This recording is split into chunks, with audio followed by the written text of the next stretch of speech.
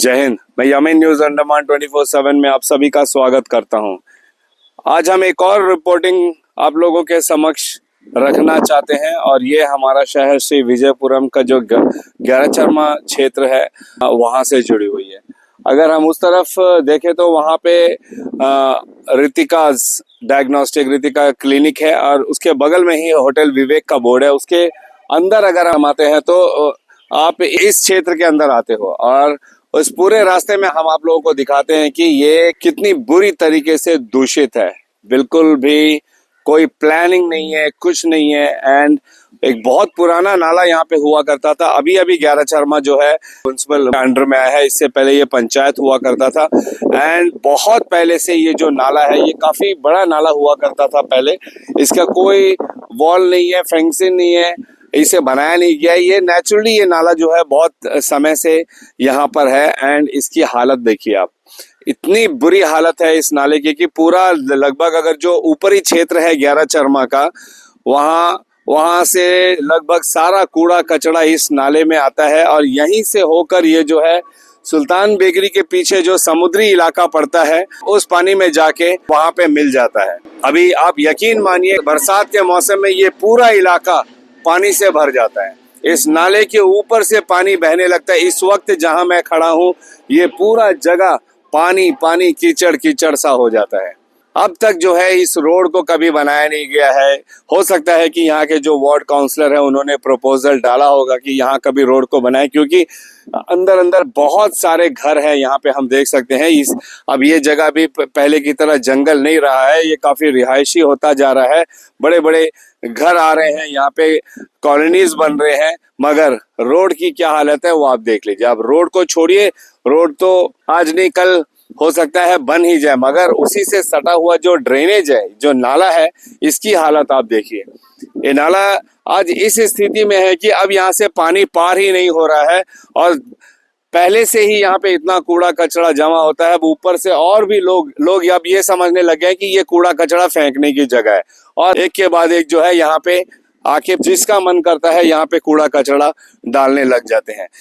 ये common civic sense हम लोगों के अंदर में होना चाहिए, प्रत्येक द्वीपवासियों के अंदर में होना चाहिए कि हम जो भी कूड़ा कचरा फेंकते हैं यहाँ वहां उसका बुरा प्रभाव जो है हमारे ऊपर ही पड़ेगा। क्यों नहीं हम लोग जो है कूड़े कचड़े को कूड़ा कचड़ा दानी में डालते हैं? क्यों हम सड़क में यहाँ वहां ऐसे ही फेंक देते हैं?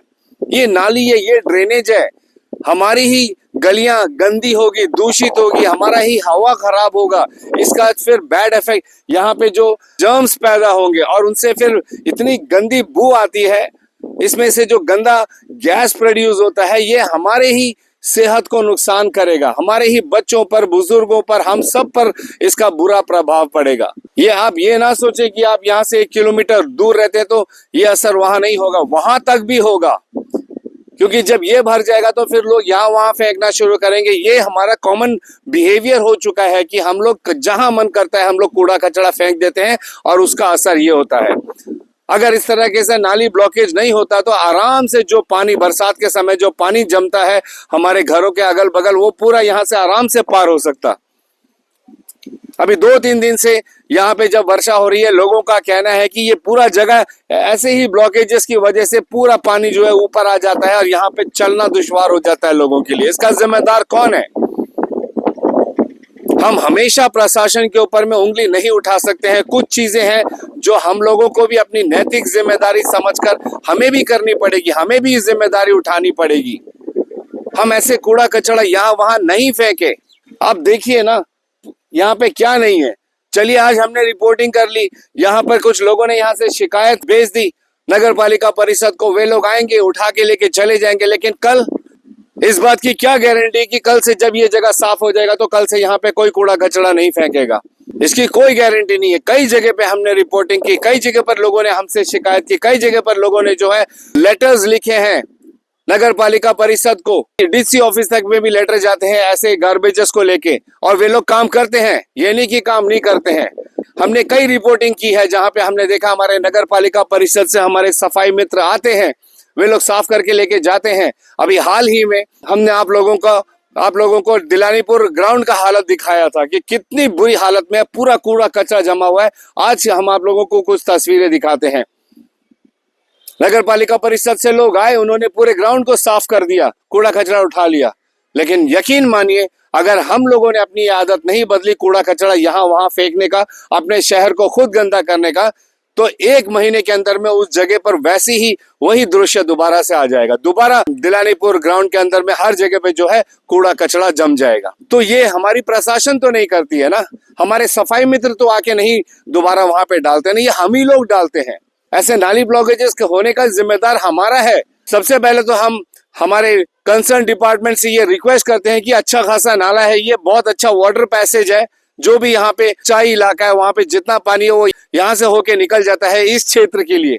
तो इसको अगर फेंसिंग कर दिया जाए, चौड़ी करके इसको अगर फेंसिंग कर दिया जाए, तो कम से कम ये पानी जो उसमें से ओवरफ्लो होके सड़कों पे आता है ये होना बंद हो जाएगा। ये हमारा विनम्र निवेदन रहेगा हमारे विभागों से, नगर पालिका परिषद से, कि जल्द से जल्द वॉल उठाकर नाली को जो है सड़क से अलग करे, और थोड़ा हाई वॉल अगर उठाया जाए तो ज्यादा बेहतर रहेगा, ताकि सड़कें इस तरीके से कीचड़ वाली ना बनी रहे। अभी बारिश नहीं है, मगर क्योंकि इसका जो पानी है ये ऊपर बहता रहता है, इस वजह से आप हालत देखिए सड़क पे। क्या इस पे 2 पहिया वाहन चलाना सुरक्षित रहेगा? एक गलती की वजह से कई सारी परेशानियां लोगों को झेलनी पड़ती है। आप यकीन मानिए जो थोड़ा सा भी डाउन इलाका है उनके घरों के अंदर तक भी पानी चला जाता है। और ये सिर्फ इस जगह की हालत नहीं है, हमारे अंडमान निकोबार में कई जगह ऐसे मिलेंगे जहां पे तराई इलाके पे जो है पानी घरों के अंदर तक चला जाता है। तो हमारे डिपार्टमेंट्स को जो है इन सारी चीजों पर गौर करनी चाहिए और ये सख्त आदेश निकालना चाहिए कि जो भी नियमों का उल्लंघन करता है, कूड़ा कचरा यहाँ वहां फेंकता है, अब इट्स हाई टाइम कि जो है उन लोगों के ऊपर में फाइन दर्ज करें। कोई ना कोई रास्ता तो अवश्य निकाल सकती है हमारी प्रशासन चाहे तो। इस तरीके से कूड़ा कचरा जो लोग फेंकते हैं उनके ऊपर काबू पाने के लिए, हमारे सड़कों को गलियों को सुरक्षित और स्वच्छ बनाने के लिए प्रशासन कुछ समय बाद ऐसे आदेश निकाल देगी कि जो भी कूड़ा कचरा फेंकेगा उनके ऊपर में फाइन लगाया जाएगा।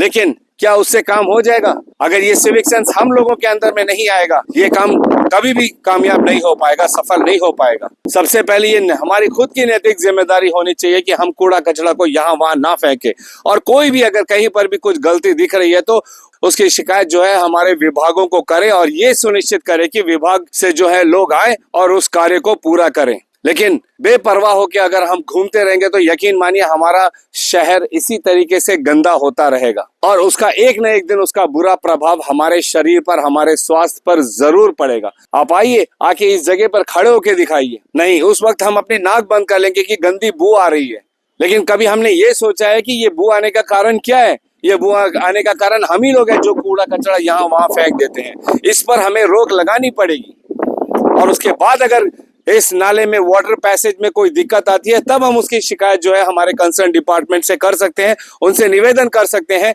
कि वे जो है इस वाटर पैसेज में जो भी ब्लॉकेज का कारण है उसको ठीक करें। कम से कम ये कूड़ा कचरा फेंकना हम बंद करें। और हम साथ ही अपने नगर पालिका परिषद से भी ये निवेदन करते हैं कि हर वार्ड में हम कई सारे सफाई मित्र दिए जाते हैं, उनको जो है रेगुलरली जगह जगह जहां पर भी कूड़ा कचरा जमा होता है उसको नियमित तौर पर उठाने का आदेश दिया जाए। क्योंकि जब ये कूड़ा कचरा समय पर नहीं उठाया जाता है तो इसकी मात्रा बहुत बढ़ जाती है, जिससे गंध के अलावा जो है कई सारी बीमारियों का कारण भी बनता है। अगर हमें इस पर नियंत्रण करना है तो फिर ये जो रूटीन वर्क होता है इसको सही तरीके से करानी चाहिए। हम उम्मीद करते हैं कि यहाँ के जो भी वार्ड काउंसलर हैं वे जो है इन बातों को गंभीरता से लेंगे और जल्द से जल्द इस नाले को क्लीन कराएंगे, क्योंकि यहाँ पे बहुत सारे लोगों ने हमें इसकी शिकायत की। वे लोग परेशान हैं कि जब हवा तेज होती है तो फिर ये गंदगी जो है उनके घरों तक पहुंचती है। हम निवेदन करेंगे secretary Shri Vijayapuram municipal council से, हम निवेदन करेंगे chairman Shri Vijayapuram municipal council और हमारे डीसी सर से कि कृपया करके इन गंभीर मुद्दों पर जल्द से जल्द कोई ना कोई एक्शन ले, इनका रास्ता निकाले, ताकि हमारा शहर साफ सुथरा रहे, हमारे लोग स्वस्थ रहें। अपडेट्स के लिए आप हमारे साथ जुड़े रहिए। फिलहाल कैमरा पर्सन आफ्ताब के साथ मैं यामीन, न्यूज अंडमान 24/7। जय हिंद।